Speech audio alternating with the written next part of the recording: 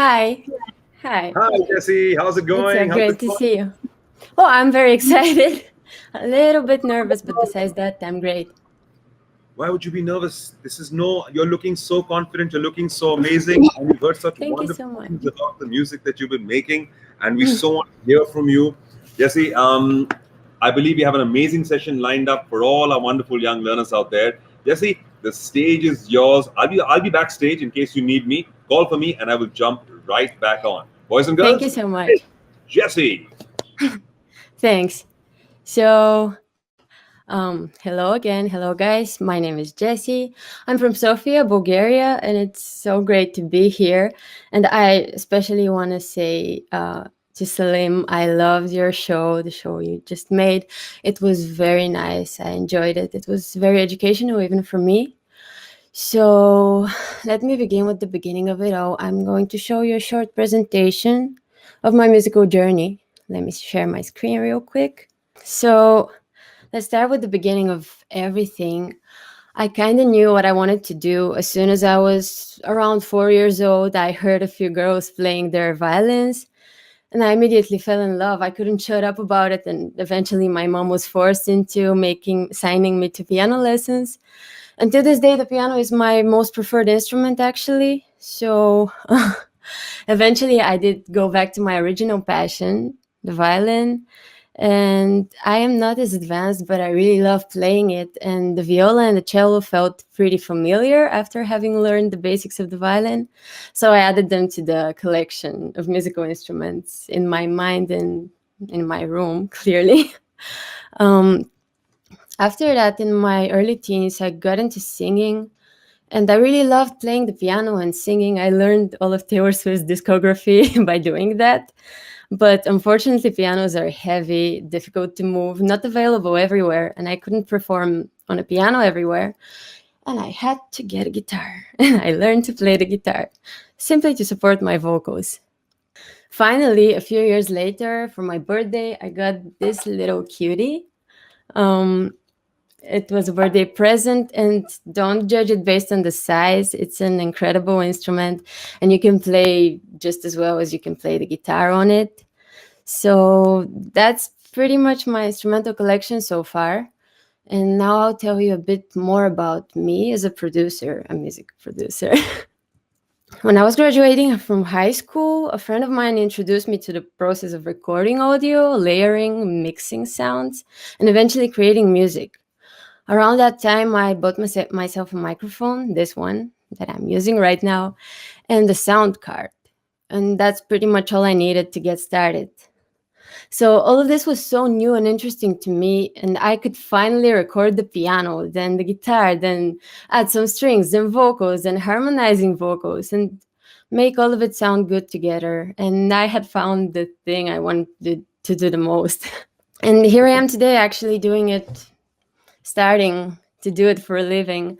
I have worked on many songs with other artists. I'm currently working on the first album ever I'm making for another girl that sings and writes songs. And I'm also working on my debut album. And I'm very excited to show you how I made my first song on that album, Polaroid. And I hope you have fun. And in case I turn into too much of a producer, please make sure to ask me to explain and simplify anything. Okay, so let me tell you what you absolutely need in order to start producing music, according to me. I would like to say a computer, but I've seen and I am one of the people creating beats on their iPhones these days, so it doesn't even feel right to say that you need a computer to make music. But what you need is a program for music making, or as we call them in the audio circles, a digital audio workstation. In those, you can record multiple audio sources separately and simultaneously. You can play them all together, control their balance with each other, and mess with them in more ways than you can even imagine. There, you get to be as creative as possible. You have many options to choose from when it comes to the software. There are free, paid options, affordable, great looking, not so great looking.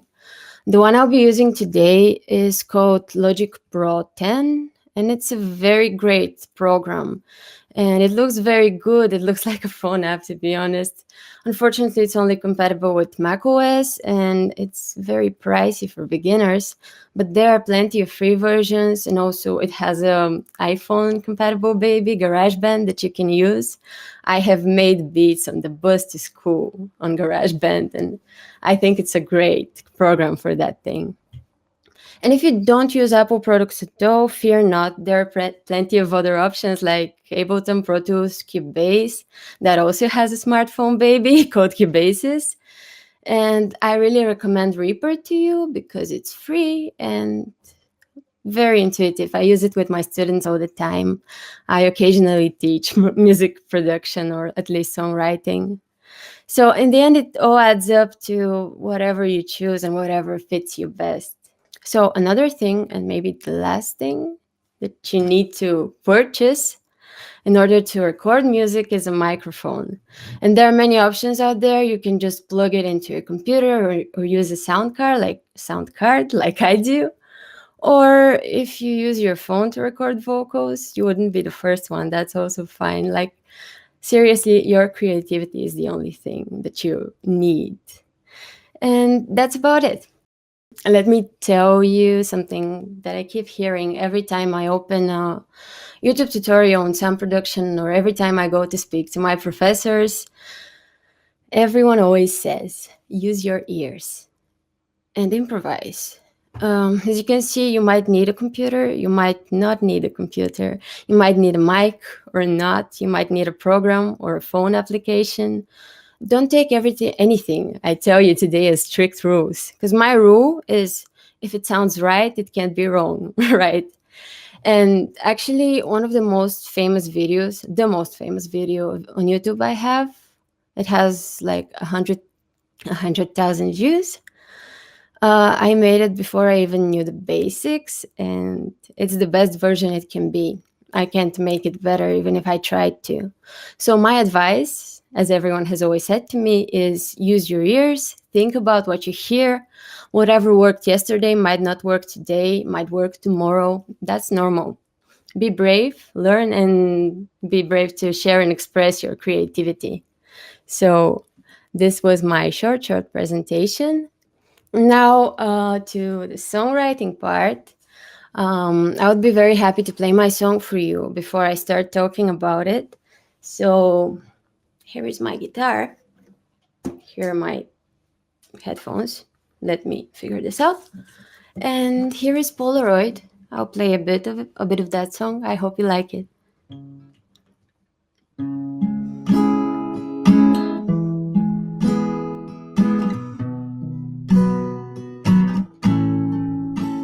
It's such a terrible idea.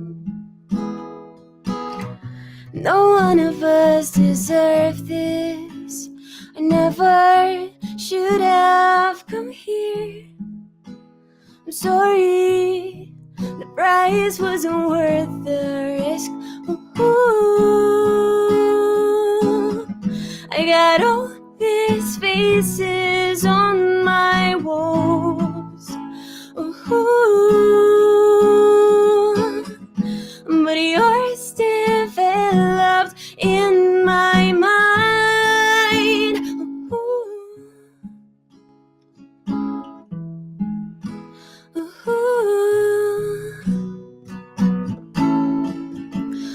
ooh.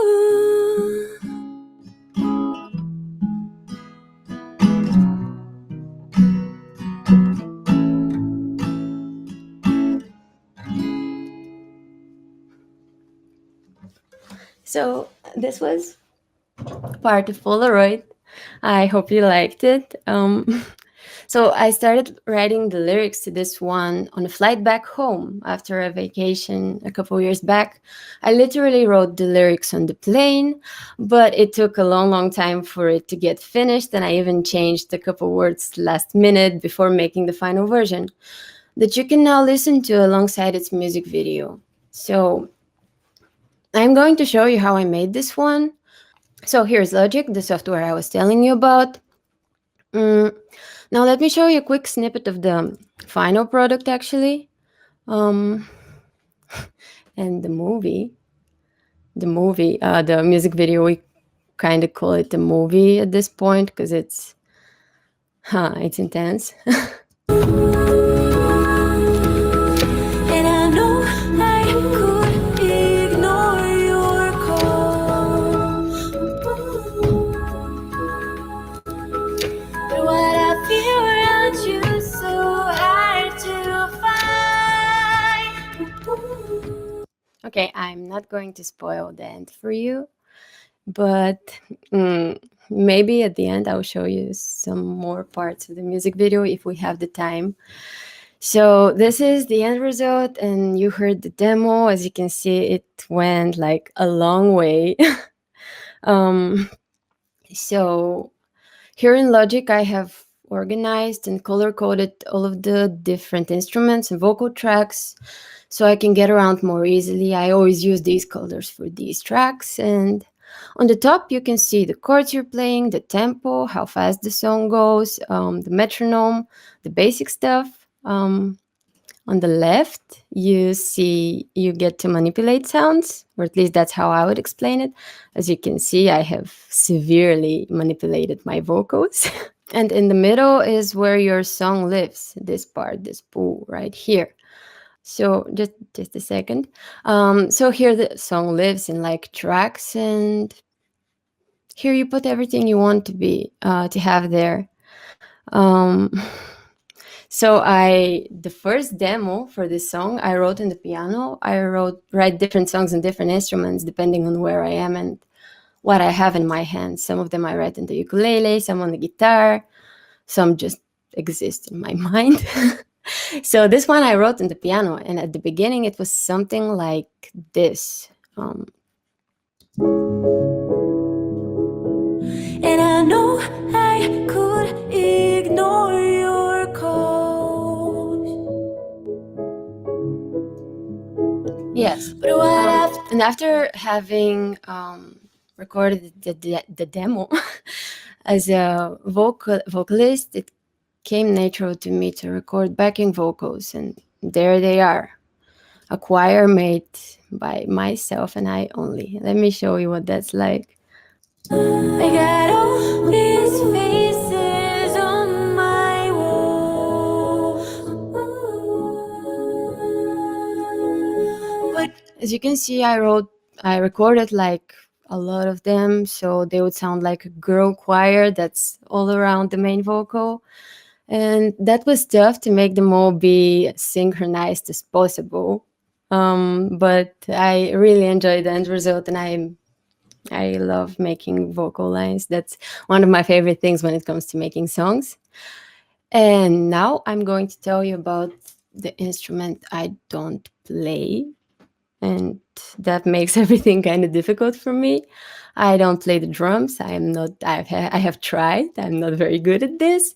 So I always use alternative methods because it's very tricky for me to come up with drum patterns.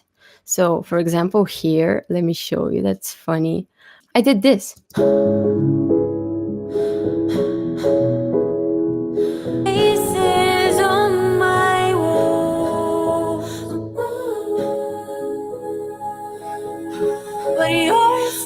I am using my own breathing as a rhythm element, and honestly, I love doing that. I have done it on many songs before Polaroid, and I am for sure going to keep doing it because it just adds so much soul into the song. I hope you agree with me. And eventually I'll come back to me being unable to deal with drums when I tell you about how I turned this Polaroid right here into my own drum machine. But first, a very important part, that's the bass. As you can see, some of the tracks you see look different. Some look like flat lines, some look like waveforms. This is what I call a waveform. And that's because I use two kinds of audio sources. First, we have the audio that I have recorded with my microphone, like vocals and breathing and some other things you're about to see later. And then we have virtual instruments, those flat lines, the bass, for example. that are basically instruments created by other people that need to be fed musical information in order to play whatever part you give them. And that's how I made the bass. And I have a little secret to share with you when it comes to the bass. This is actually the very same bass that Billie Eilish uses for her song Ocean Eyes. And that's the cool thing about virtual instruments. Sometimes you don't even know that you're using the same instruments as your favorite artists. Let me show it to you.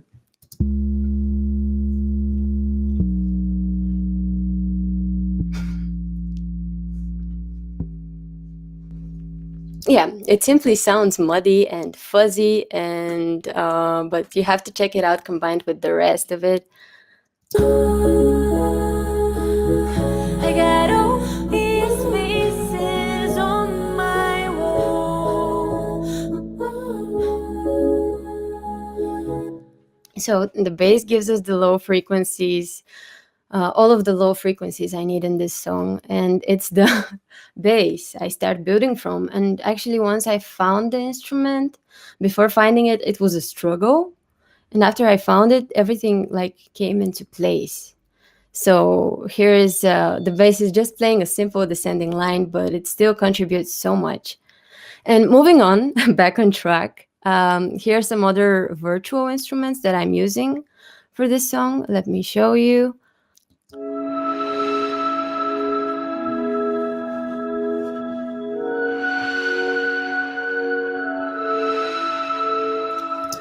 I call those the wallpaper instruments because they're like, not the wallpaper, the paint you have on your walls.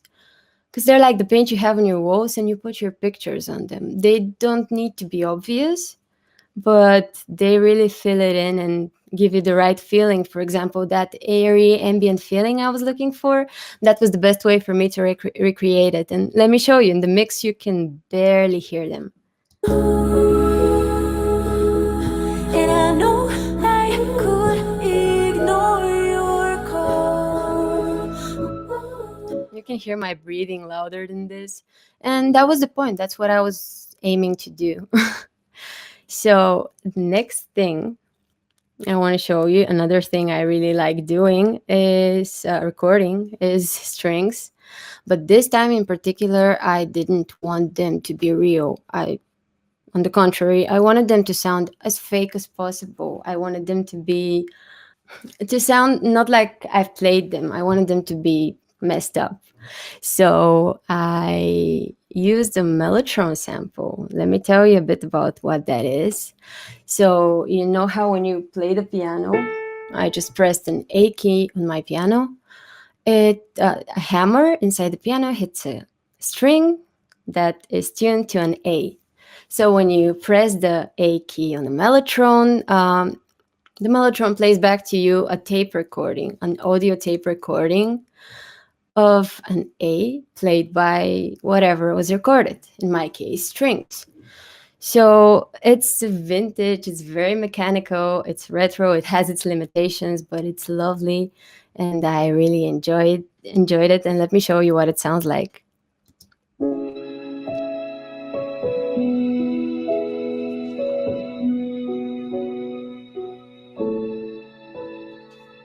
Yeah, so this was exactly what I was looking for.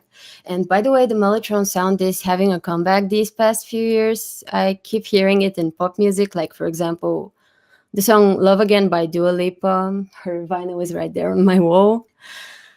And the vibraphone comes next, one of my most favorite instruments that I don't play and don't own, unfortunately. And let me show it to you.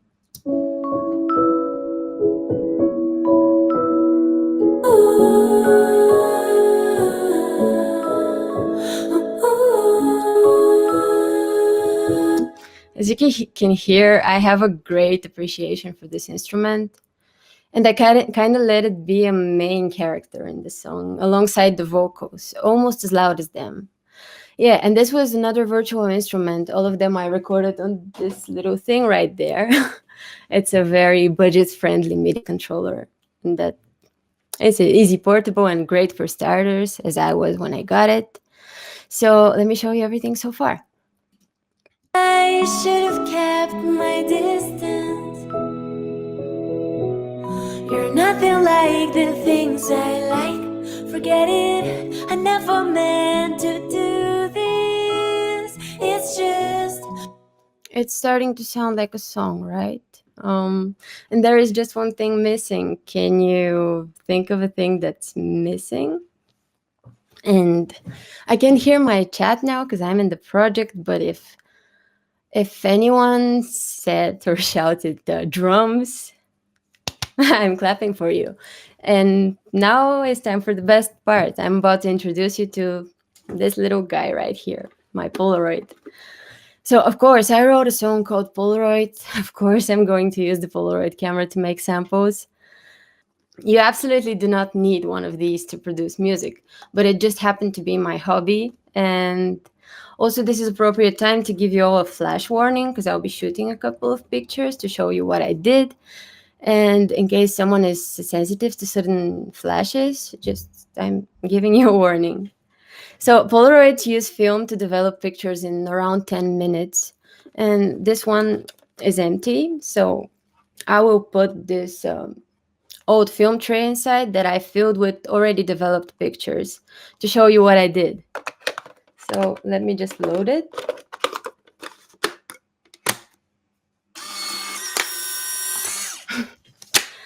This is a protective light shield for the film, but let's put that aside.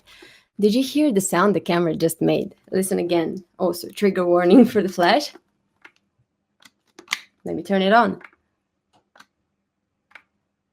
Come on. And this one too. As a Polaroid fan, I find these sounds very satisfying, so I recorded all of them. And by the way, this Polaroid is the thumbnail for my song on iTunes and Spotify, where you can listen to the song later on if you like it. Let me show the other sounds I recorded. I recorded the shutter, the timer, the exposure, the sound of opening and closing this thing. And this one was a bit painful for me to do, but I just kind of gently stomped the Polaroid on my desk. And I tried being very gentle, I swear. Also, check this out. One last flash warning for you. While the picture is coming out of the Polaroid, it actually has a pitch to the sound if you listen carefully. And I was lucky enough that this pitch was, to begin with, in tune with my song. Let me show you. These are just the Polaroid samples.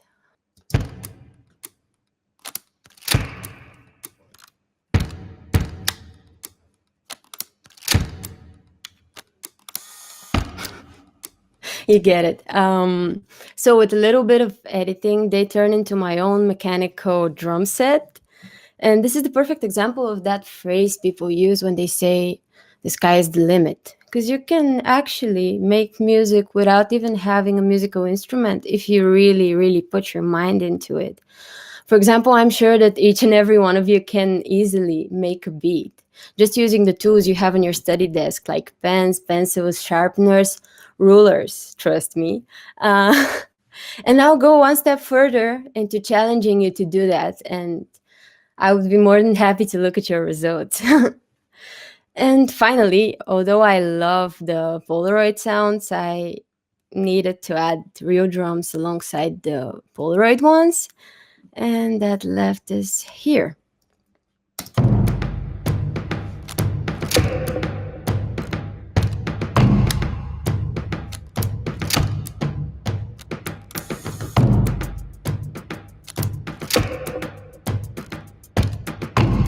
You get it. We finally have the rhythm that is moving the whole song forward. And now the Polaroid samples are just adding quirkiness to the song without being too out of place or too annoying. And let me show you, that actually leaves us with a full-on ready song. In my mind,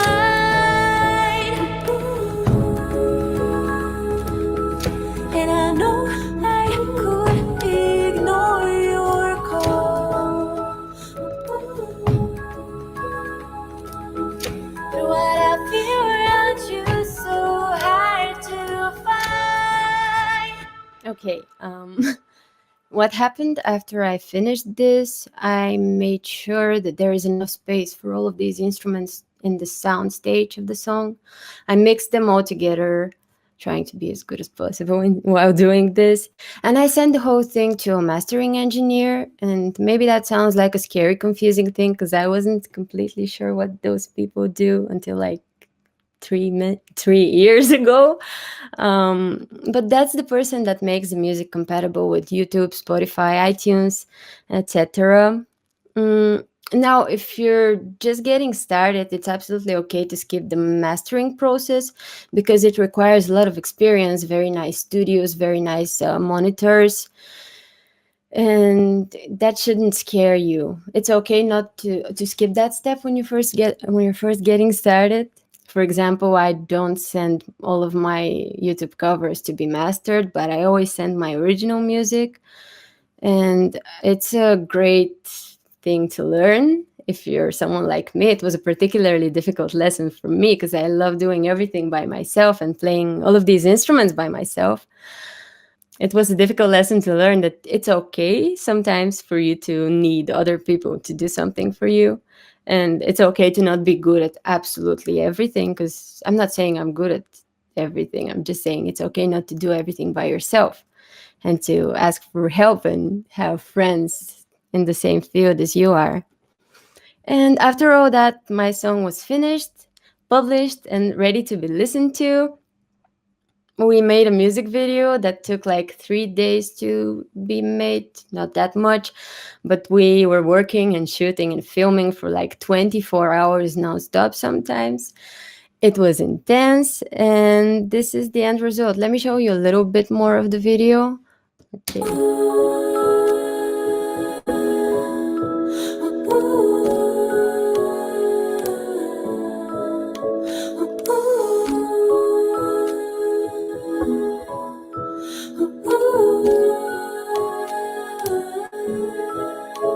I know I should have kept my distance. You're nothing like the things I like. Forget it, I never meant to do this. It's just my thoughts and deeds are too alike. Okay, and I think that's enough. You can go to YouTube and check it out for yourself if you want to. Let me just stop sharing this and go back to, hey, Hey, good to Jesse, thank see you you. so much. That was amazing. Your voice is so beautiful and your skills with different instruments. We Thank you just so saw the much. whole walkthrough of your first composition. It's truly unique and beautifully composed. It's going to leave a mark on these young guys out there. I can guarantee you that. Thank I you for. hope so. I hope you liked it. We loved it. We loved it. In fact, we were all listening to it backstage as well. Any last thoughts you'd like to leave our young learners? Yes, kind of. There is one only thing I would like to advise musicians and people that are getting into music, and that's just don't be scared into experimenting, trying new things, and sharing what you've done with the world. Because it was one of the scariest things for me to make this song public for the people. So just don't be scared to do that. Nothing is going to go terribly wrong if you do it. Just go for it. Well, thank you for the lovely words, Jesse. And thank you so much for joining us. More power to you, more great music to you. And of course, we look forward to hearing all the lovely tracks that you'll keep composing. Thank you for your time. Thank you. Thank you.